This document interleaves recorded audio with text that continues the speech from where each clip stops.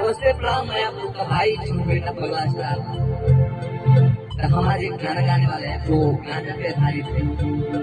बहुत अच्छा गाना सेट सॉन्ग है, आप लोग सुनिए और शेयर कर दीजिए और स्टेटस लगाइए।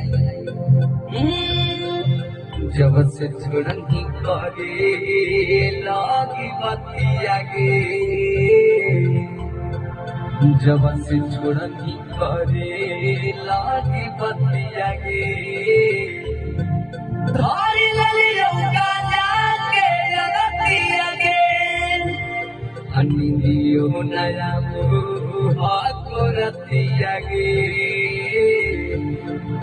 नींदियो नया मोहा को रतिया गे, धारी ललियों का जाके रतिया गे।